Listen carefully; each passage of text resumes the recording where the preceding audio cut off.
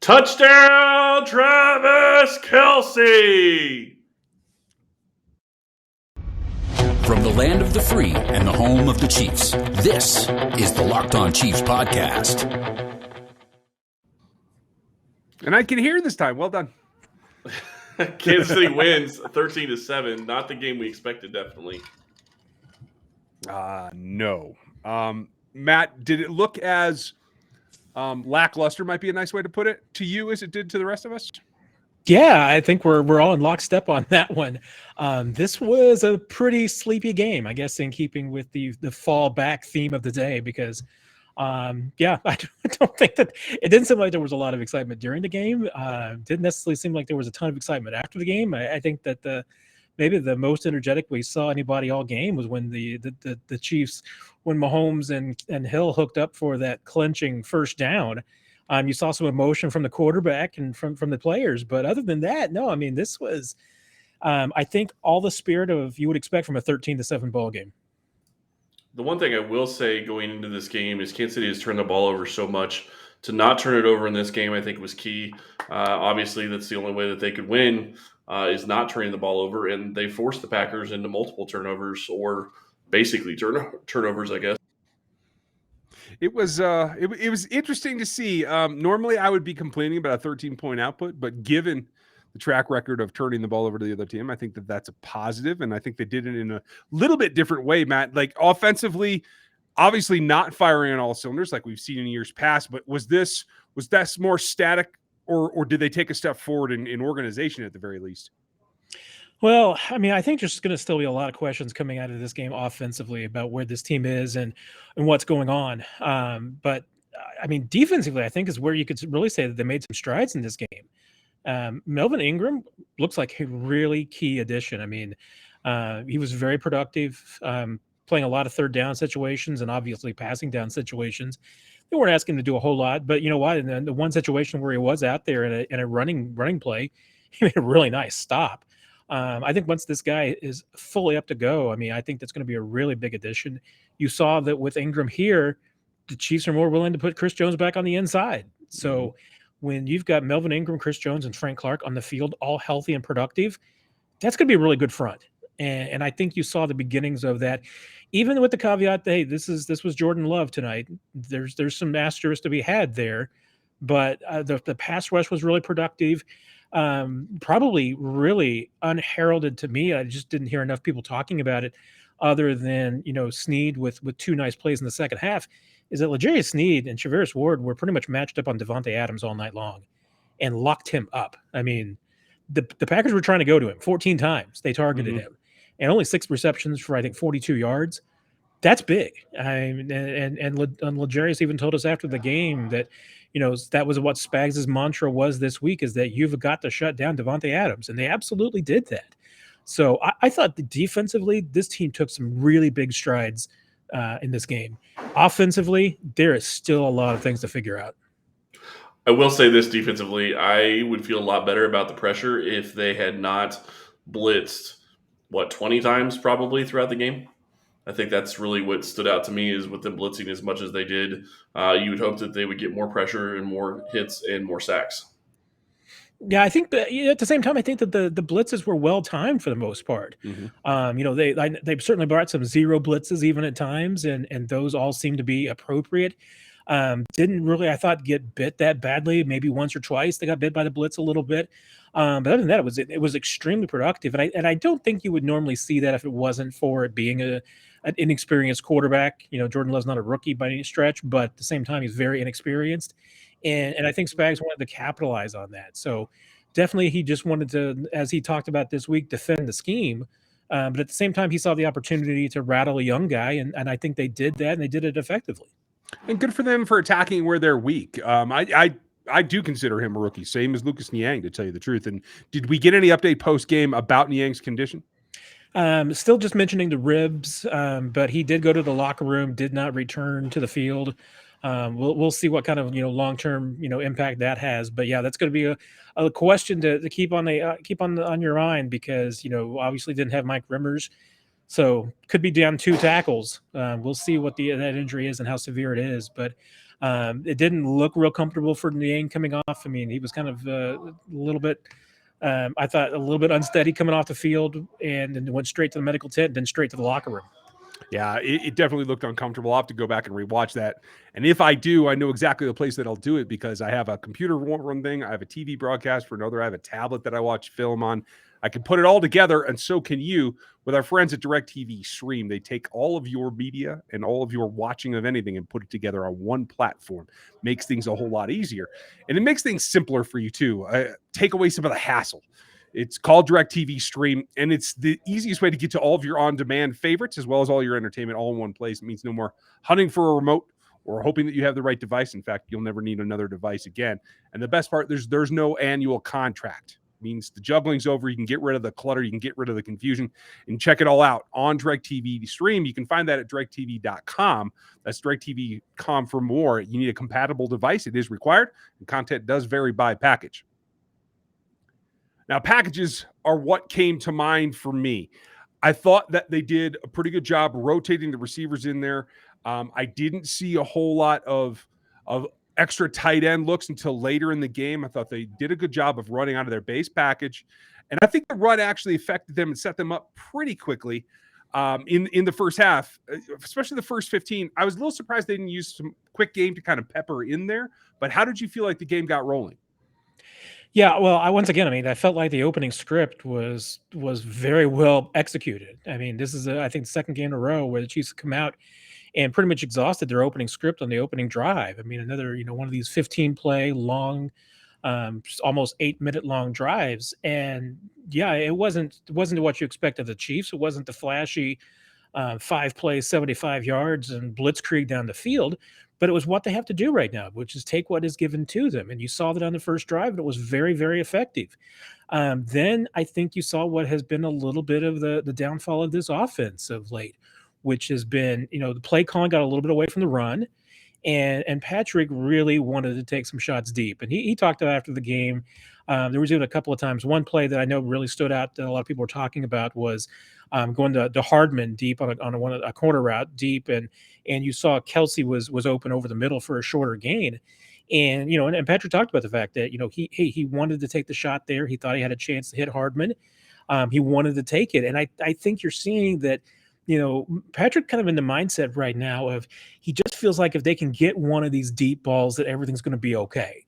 And that's maybe where this offense is. They just feel like if they hit one of these 60-yard bombs that all their problems are going to be fixed, and they're just fixated on that. And that's why I think I felt like you saw it again. I mean, they get away from the stuff on the opening drive that was working so well, the short and intermediate passing game, the run game, and then it's let's take some shots deep, and at times it's just not working out. And and Andy Reid talked after the game that hey, they're still making some mistakes too, which is you have the run plays on first down that dig you into a 2nd and 11 hole. You can't do that. The penalties in the second half on a couple of drives really killed them. The one thing I thought popped up today that has been intermittent but seemed like it was there in larger numbers today were the drops. There were some really bad drops, from Hill, Kelsey. I think everybody contributed a little bit to the drops today. And, is that's total on the receiver? Is it the quarterback? Hey, there's can always be a lot of blame to go around. But, we talked about the little mistakes that this offense has been making. And the drops, I think, were the one thing today that they left some drives and points out there on the field by just not capitalizing with proper execution. Well, and one of the things that the broadcast kept talking about was how they were having, 3 and out drives the entire season up to this point. And then in this game alone, I think they had 4 or 5 different 3 and out drives.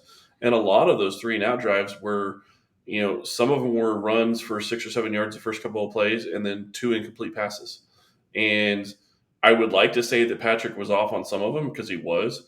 But at the same time, not only was he off on some of them, but then you have certain situations like McCole Hardman on a 3rd down, Travis Kelsey on a 3rd down, just dropping passes that are right in their hands. And you cannot drop those passes. You have to convert those plays, and you have to be able to continue moving the chains. And that's something that they struggled with throughout the game. I want to bring this up, Matt, because I really want your take on it. I thought on his one target, and that's the basis of my issue. On his one target, the DB made a great play and knocked the ball away from Josh Gordon. And I felt like, particularly in the red zone, they had him lined up as the widest, but still right on the hash kind of wide receiver, that if he just runs a simple pivot to the inside and back to the outside, Mahomes has him all day long in the corner by himself with a 50-50 ball expert that can take that ball away, and they never went back to him. Is this part of that blind spot, that fixation on taking the shots, or is there something else going on with Josh Gordon at this point? Yeah, I mean, I got to think a little bit of it is just the fixation on taking the shots and the progression just not being there. Because I mean, tell you what, if you look at just the distribution of where the passes are going, I mean, you got 19 targets for Kelsey and Hill, and you had 6 from McCole Hardman. I'm looking looks like 7, 8 for the running backs. Mahomes is going. He's going to the guys he knows. I mean, and that's been kind of the case in the past that, when Mahomes does get into a little bit of these ruts, when the offense does get stuck, Mahomes goes to the guys. He goes to Kelsey and he goes to Hill. And tonight, this afternoon, this just wasn't working. I mean, some of the throws were not connecting. There were some drops in there too. At the same time, I mean, Kelsey, I thought, had a couple of really nice moves. He had a couple of really nice routes to get open. There were the kind of things that, only Travis Kelsey can do. But both those guys just have not been as productive as the Chiefs, one, need them to be, and two, as productive as, based on the amount of targets that they're getting. I mean, they're just not connecting with those two guys. And I think it's easy to probably look at this and say, okay, well, you know what? You probably need to go elsewhere with the football. But I think it's pretty clear that, when this offense has been struggling, Patrick is going to go to the guys that he trusts. And Josh Gordon just hasn't been here long enough to become one of the guys that he trusts. And I get that, but at the same time, I think that's also part of the reason that Kelsey and Hill are struggling to a certain extent, is because teams know that if they double those guys and they take them away, this offense is going to continue to struggle, because McCole Hardman hasn't shown that he can take that step forward and be that number 3 guy. Or, Pringle hasn't done that, and you don't have the running backs that can do that in the passing game.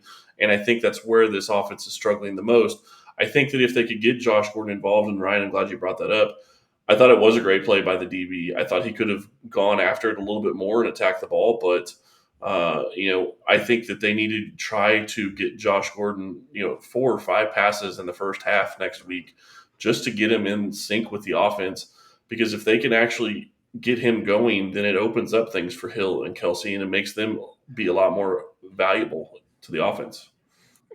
Yeah, and we've talked about, maybe there's been some turning points for this team this season. Certainly was talking, hey, maybe the Washington game could have been a turning point to this team, and it just didn't come through. If you want to look at this game for some turning points, I think there is an opportunity in looking at frankly, the Chiefs' 2 best drives of the game. I mean, one was the opening drive, and the other was the closing drive. I mean, in between, they just didn't do much with the football. And the final drive wasn't that flashy, but Andy after the game mentioned that he thought that was vintage Mahomes, Kelsey, and Hill. Because you had Kelsey running a route where, basically he just kind of psychs everybody out by, running a little bit more deeper than the defenders were expecting him to. Just kind of sneaks everybody out to get open. And I mean, that's how, Travis Kelsey adjusts on routes and how he kind of, freelances a bit. And Mahomes, and when he are on the same page, that really, really works. And then I think most importantly is that 3rd and 5, Chiefs, with the game on the line, Andy Reid decides to put the ball in the air. It would have been very easy to just say, hey, run the football, run the clock down, kick it away if you don't get the first down, and leave the Packers with as little time as possible. But he believed in his guys. He says, okay, we're going to put the ball in Mahomes' hand, and we're going to design a play up for Hill. They get the penalty that pushes into 3rd and 10. And what do? It doesn't change. He keeps the exact same play in there. He says, hey, we're still going to do this. We're still going to run the exact same play. It's going to be Mahomes to Hill. And the Packers defended it well. Mahomes bought a little bit more time, to find Hill, and it worked. But I think that could be a turning point. I mean, if this game ends up being that, hey, this was the end of the Chiefs struggling offensively and moving forward, it could very well be that's the moment. Hey, when Reid says to his offense, I know you guys are struggling, but I'm going to put the ball in your hands. I'm going to let you guys do what you do. We're going to put the ball in the air to put this game away. And there wasn't any doubt. I mean, he told us after the game, there was no second guessing that play. Even after the penalty, they were still going to do the exact same thing. I left with a feeling like, oh, that's a glimpse of what they can be, even playing these deep defenses. That was more of them dealing with the way they should, and maybe they can build on that going forward. Hopefully they're hungry, and I know you're hungry, Chris. I am hungry, as always, for Built Bar. Built Bar is the best tasting protein bar ever. If you have not tried Built Bar by now, you are definitely missing out. I do not know what you're doing. They say it's a protein bar, but it does not taste like one. You have to try one of these amazing bars to believe it. Most protein bars are chalky or waxy or just plain hard to choke down. A Built Bar is soft, covered in 100% real chocolate. And when you bite into it, you know you're getting something different. It's more of an experience, one that you'll enjoy. In fact, you'd swear you're eating a candy bar. Built bars are low carb, low calorie, low fat, low sugar, and high in proteins. So all the healthy benefits on top of being just purely delicious with so many different flavors. Go to built.com and use promo code LOCK15. You'll get 15% off your order. Use promo code LOCK15 for 15% off at built.com. It's a flush, Matt. And we are back, and we're better. A new web interface, BetOnline.ag, is out there and ready to help you place your bets on this football season and basketball season as it starts kicking off. BetOnline remains your number one spot for all basketball and football action this season. Head to our new updated desktop or mobile website to sign up today and receive your 50% off welcome bonus on your first deposit. Just use promo code LOCKEDON to receive your bonus. From basketball, football, baseball, postseason, NHL, boxing, UFC, and to your favorite Vegas casino games. Don't wait to take advantage of all the amazing offers available for the 2021 season. BetOnline is the fastest and easiest way to bet all of your favorite sports. BetOnline, where the game starts. Now, I know we've been talking about offense, and there's plenty to talk about when you start looking at this offense and what they've been doing. I do want to just flip it over to the defensive side for just a moment. I do think that because they played Jordan Love, I think the defense was able to be a little bit, obviously be a lot better than what they would have if they were playing Aaron Rodgers. But the one thing that stood out to me, at least early on in the game, was I didn't see Daniel Sorensen on the field for defensive snaps until really the second half. He may have been out there once or twice, but he wasn't out there like he normally is. Yeah, and this game I was actually tracking closely the linebackers and the substitution packages, specifically for this game. I kind of wanted to see some things. So I don't normally do this, but I was actually counting the snaps for the linebackers throughout the entire game, and the Chiefs were actually remarkably consistent. I mean, first and second down, I mean, it was Nick Bolton, Willie Gay, and Anthony Hitchens. They were 4-3 base most of the time and first and second downs. As the game wore on, there was a little bit more of, when they did go to two linebacker sets, that it was it was Hitchens and Gay out there most of the time. Ben Neiman was out there specifically, and Dan Sorensen almost entirely on third down packages. I mean, those were the two guys that were in the box basically as linebackers on third down. I'm not sure that I even saw the starting three on a third down the entire game. I mean, it was exclusively, and certainly you saw a lot more Dan Sorensen in the second half when the Chiefs were putting their third down package out there on the field, even on first and second down when the Packers were in obvious passing situations during a lot of the second half. That might have been a cause of a little bit of problems at times because they had their passing defense out there when the Packers were still running the football. So I think Jones and Till were both able to take advantage of some light boxes when they had just Neiman and Sorensen out there. But their substitution packages as far as the linebackers go, and I put Sorensen in that conversation because he was really, mostly what you saw of him was just as a dime linebacker on third downs and in obviously passing situations. And that part was fine until the end, until you tried to have him drop high again and go back and forget the lessons learned in the last 3 games. Is this necessity? Is it trying to get to the dime? I saw a lot of concern from the fans on social media that wanted been benched. He wasn't, folks. They went to the dime. All 3 of them were out there. But is this a continuation of the staff just feeling like they have to use him in some capacity? As a nickel backer, I thought he performed fine. As defensive back, I thought he was a problem again. And that certainly is too. Yeah, I mean, certainly over the last few games, they've narrowed Sorensen's scope down to the point where he's not playing nearly the packages that he was before, and a lot of that is that specifically what he's coming in for are 3 safety looks. It might be some he's playing high, it's because they probably have 3 guys in the back end, and he's just one of the 3. And they've been letting him, maintain exclusively his role as kind of that dime linebacker. So, hey, his packages have changed a little bit. And I think it's still mostly that they feel like that's still a reliable role for him, that he's somebody that can play on third downs, that he's somebody who can match up against running backs and tight ends and passing situations, that he can be a guy that you can bring on a blitz. They feel like that can be his role.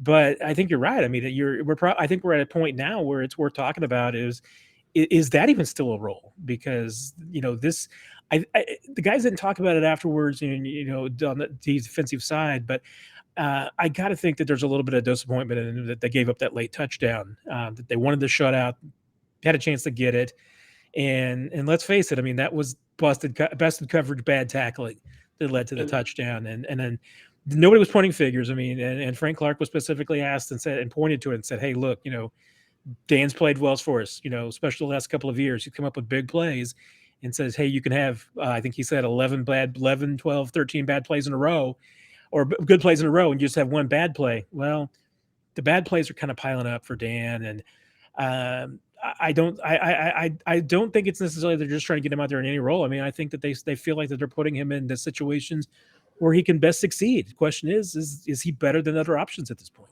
Mm-hmm. But the problem with where they had him in that specific play on that specific down is he wasn't lined up where he should have been. You saw that right before the ball was snapped. He was still moving, trying to get a position.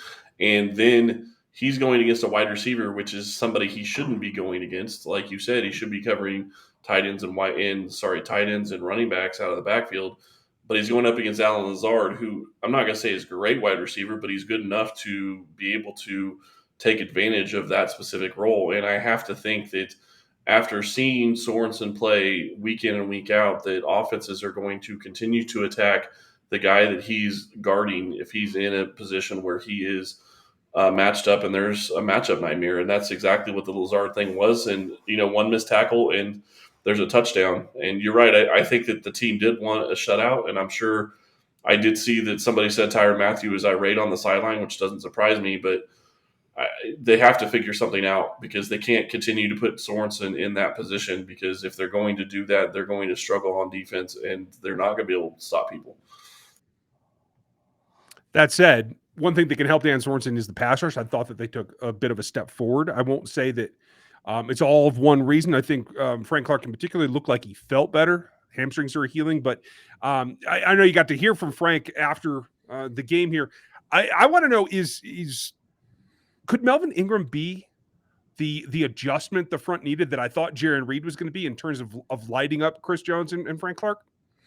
It certainly could be, and I think from the conversations we've had a couple of them now with Frank over the last couple of weeks, and I think one thing that certainly stands out is just that Frank is feeling better all over the place. I mean, I don't think it's just off the field issues that he's feeling better about. It's his health. I mean, he's admitted that it was really a struggle over the first part of the season, that he was dealing with injuries, and he's talked about the fact that he really hasn't had to deal with injuries a lot earlier in his career, and it's been difficult for him. And and he even made some comments after the game today about the fact that he thought that the team was having more fun lately than they were having earlier in the year. And I think that specifically, is really for him. I mean, I don't think he was having much fun through the first 5-6 weeks of the season because he was worried about the injury. He had both the hamstring issues, and he even admitted, that he was out there, even on the practice field, he makes a turn and he's worried that, he's going to get hurt again. And now that he's got those behind him, I mean, I think you're seeing him playing much more free and easy, with a lot more energy than he had earlier in the season. And I think it just goes back to, getting him healthy, and he's feeling good again. And when he feels good and he's healthy, he's productive on the field. We haven't had the chance to talk to Chris, obviously, since, this game, and we didn't get the chance to talk to him after the game, where he played more inside than he's played all season. And clearly the addition of Melvin Ingram was a big key to that. You've got Ingram in there. They also had Mike Dana that was playing a lot on the end, on first and second down, and Chris was playing on the inside. And Frank at least told us that he says that Chris is happy playing on the inside. That's where his home is. And that's going to be key. I mean, Chris really wanted to play on the edge. That was a big reason why the Chiefs were trying to make it work when they acquired Jarran Reed. But Chris, But now that you got Melvin Ingram, yeah, the need and necessity for Jones on the outside isn't as strong. So now, if you're able to move him back inside, really the biggest challenge is just that Chris and Jaron like to line up in the same spot. And, you're going to have to tweak that a little bit now, since they both like to be three techs. And you can't necessarily put two three techs in the field at the same time in the same spot. So there's a little, maneuvering that'll have to go there, maybe massage a little bit of egos there. But if you can get those four guys on the field together playing productively, yeah, that's going to change the pass rush quite a bit. Yeah. And one thing I will say, when you start looking at pass rush, I don't remember how many times I saw it, but I did see Jones line up as defensive end on one play with, I think, Frank Clark lined up at defensive tackle and Melvin Ingram lined up at defensive end on the other side. So they still had all four, those three guys, and I'm not sure who the other defensive tackle was, but I did find it interesting that they had Clark and Ingram on the same side on at least one or two different snaps. I did like that. I think that that's going to be something that they can continue to improve on going forward. Really quick, though, I know we're talking about this game, but how crazy was it to see what happened in the rest of the AFC West today? Yeah, I thought about making a joke even a couple of weeks ago that when the Chiefs were really struggling, I'm like, a typical thing for Kansas City would be to be in this absolute hole. They're in last place in the AFC West, and wait 3 weeks, and they'll probably be back on top of the division in week 12. You know what? I mean, there's a chance they can be in first place a week from now.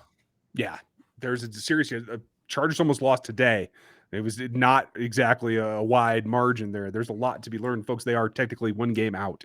And if the Vikings don't blow a 14-point lead against the Chargers next week, which that they're going to have, they can hold on next week. There is a possibility. There is a lot to be gleaned. We need to get to game balls. Matt, who are you giving your game ball to?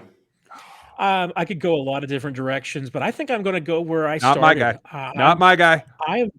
I'm taking L'Jarius. I'm splitting mine between L'Jarius Sneed and Charvarius Ward. Those two guys played a fantastic game. They shut down Devontae Adams. Maybe I'll give 3/4 of mine to Charvarius and 1/4 to L'Jarius, since L'Jarius got the pick and a little bit more love. Charvarius kind of had to do his in toiling and anonymity, but I think he led the team in tackles tonight or this afternoon. So, hey, he did. Applaud both those guys for the game that they had. Yeah, I was very impressed by both of those guys, and to watch them continue to grow and to see them get their head around on balls when they're getting thrown on, over the shoulder type passes, I think was a big key there. And I think they're going to be continuing to get better. Ryan, who's yours going to? Since he took your guy, I'll let you go. Well, this is what it all comes down to. I think clearly for me, getting back on track goes a long way. And I felt like I saw maturation in Patrick tonight. So I'm going to give him the game ball, not so much as an overwhelming performance as a, hey, you finally looks like you got a handle on what you have to do going forward. You can reset, retool your game to fit what you're seeing. And then when you get the chances to take the deep routes again, you can do that. I think if he can settle in, be less frustrated, less, like you said, fixated, Matt, I think that's going to be good. So I'll just take the easy way out and give it to Mahomes. You are taking the easy way out. I'm going to actually kind of do what Matt did, and I'm going to give mine to multiple people. I'm going to give it to special teams, including Dave Tobe, but I also want to be sure to mention I want to give it to Tommy Townsend as well. I thought, you say what you want. He has had rough games in Kansas City. We thought it was going to cost Kansas City a couple of different times because he had very bad punts. He was great tonight when he was punting the ball. Matt, I think you tweeted this out. He only had, one punt that didn't land inside the 20-yard line, and he punted that from his own end zone. Is that correct? Yeah, exactly. And none of them went in the end zone. None of them were touchbacks.